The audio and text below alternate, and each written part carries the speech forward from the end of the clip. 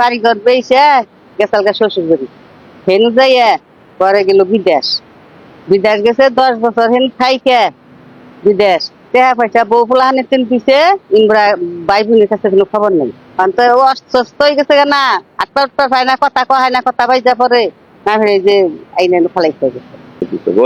ওর যে বাপের যে জায়গা জমি যা পাইছিল সম্পূর্ণ কিছু বেশি ও গেছিল না এনার ওর নই দেশে জায়গা জমি কিছু নাই গিয়া 12 বছর একযোগে বিদেশ করেছিল। সে বিদেশের থেকে টাকা পয়সা দিতে বোন নামে জমি সবকিছু দলিল করেছে। স্বামী আইসে বিদেশ থেকে দুবইয়ের কিডনি নষ্ট হয়ে গেছে। তার বাচ্চা মানে বাইকরা রাস্তায় ফেলাইছে গেছে। 11 থেকে 12 বছর বিদেশ আছিল থাকার কালীনে পরে আমার এক ভাই আছে দলিল ও 4 লক্ষ টাকা দিছিল রে বিদেশ যাওয়ার সময়।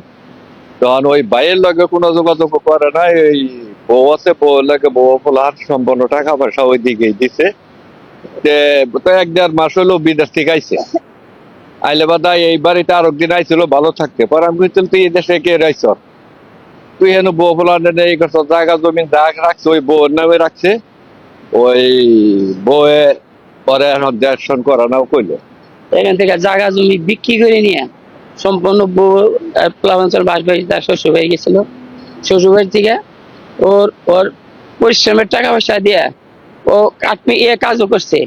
ওই সমিলে কাঠ খেয়েছে কিন্তু আর জায়গা জমি সবকিছু বেচা নয়া ও পরে গেল শ্বশুর বাড়ি। আমরা কাছে দেওয়া তুমি জায়গা না তার বাদেও বউ কোন যুক্তি দিল বউয়ের যুক্তি শুই না পরে যেমন নিয়ে গেল গা যাওয়ার পরে এদিকে ওর ভাইয়েরা ওর শ্বশুর বাড়িরা পয়সা পাতি দেওয়া 2 লাখ কি জানি না আর বাইরে 2 যে 4 লাখ টাকা এটা আমরা জানি।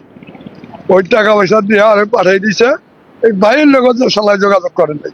এই টাকা শ্বশুর বাড়ি দিছে বউরে আর ওই পোলারে দেওয়ার পরে এনে দিকে আজকে আইসে মানে 1-1.5 মাস হয়।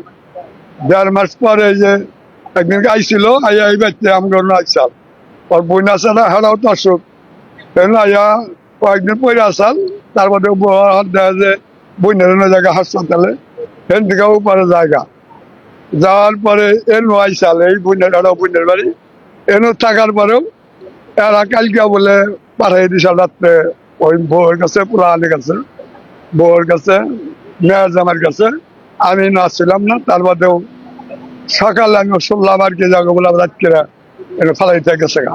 পরে গত রাত্রে একবার ঘটনা করছিল কি এই ফালাই ঠিক গেছে আমরা আইছি আমি আইছি মোশারফ মেম্বার আইছে আহার পরে তখন ওই ছেলে আর ওই মেয়ের জামাই ও ফ্যামিলি সহ আমরা আনছিলাম রাত্রে আনার পরে একটা টেস্টি ভাড়া করে 2200 টাকার টেস্টি ভাড়া করে পরে পাঠাই দিছি যে তাহলে ওই ডাক্তারের কাছে নিয়ে যা।